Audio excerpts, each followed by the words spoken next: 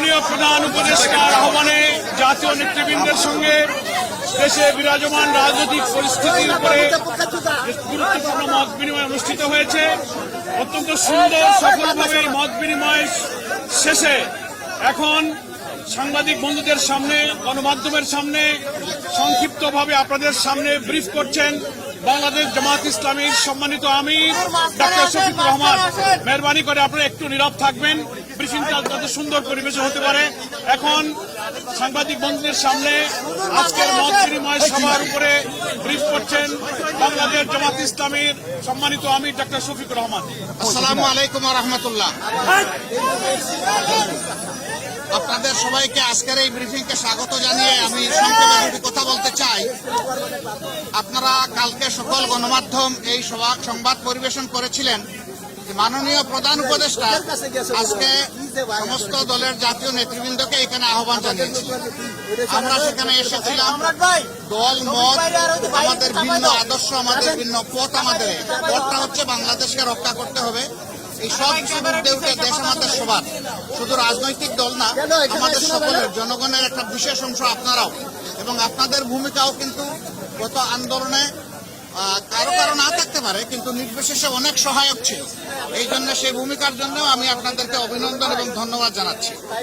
আগামীর বাংলাদেশ গঠনের পথে পথে আমরা বিভিন্ন অন্তরায় দেখতে পাচ্ছি, বিশেষ করে পার্শ্ববর্তী দেশ, তারা আমাদের প্রতিবেশী। আমরা তাদের সাথে সব প্রতিবেশী সুলভ সম্পর্ক চাই, কিন্তু সাম্প্রতিক কিছু ভূমিকা ছিল অত্যন্ত উস্কানিমূলক, অসহিষ্ণু, অগ্রহণযোগ্য। আপনারা এটা দেখেছেন। মিথ্যা তথ্যের উপর নির্ভর করে বাংলাদেশকে কলুষিত করার জন্য, এই সরকার এবং জনগণকে ব্যর্থ করার জন্য তারা দুনিয়ার বিভিন্ন জায়গায় অপপ্রয়াস চালাচ্ছেন এবং অপপ্রচার চালাচ্ছেন। আমরা এগুলার নিন্দা জানিয়েছি সকলের সম্মিলিতভাবে। আমরা একটা জায়গায় সবাই আমরা একমত হয়েছি যে আমাদের স্বাধীনতা, সার্বভৌমত্বের ব্যাপারে কোনো ছাড় নয়। এখানে আমরা সিমেন্টেড থাকব, যেমন অতীতে ছিলাম, যেমন সম্প্রতি 5 অগাস্টে এই 24 সালে আমরা ছিলাম, এটাই আমাদের অব্যাহত থাকবে। এখানে পরামর্শ এসেছে রাজনৈতিক শীর্ষ নেতৃবৃন্দের সাথে, যেমন মত বিনিময় হয়েছে, ছাত্র সংগঠনগুলোর সাথে হবে, বিভিন্ন ধর্মীয় সম্প্রদায়ের সাথে হবে, আপনাদের সাথে হবে। আমরা সেই প্রস্তাব রেখে এসেছি এবং আমরা আশা করছি আপনাদের সাথেও মত বিনিময় হবে। এই সমস্ত অংশীজনদের সাথে মত বিনিময়ের পরে একটা জাতীয় ঘোষণা আসবে সরকারের পক্ষ থেকে। আমরা সেই ঘোষণার অপেক্ষায় থাকব এবং এই ক্ষেত্রে আমাদের যার যা প্রয়োজনীয় পরামর্শ আমরা সেটা দিয়ে সরকারকে সহযোগিতা করব।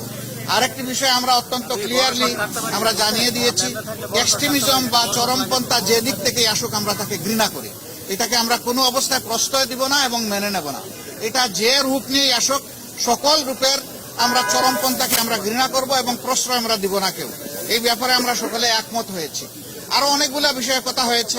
আমাদের দেশের ভাবমূর্তি নষ্ট যারা করছে তাদেরকে বুঝানো যে তোমরা আমাদের প্রতিবেশী, আমরা যদি ভালো থাকি তোমরাও ভালো থাকবা, আমরা ভালো না থাকলে তোমরা ভালো থাকবা কেমনে। এই বিষয়গুলো তো আসবে, অবভিয়াসলি আসবে।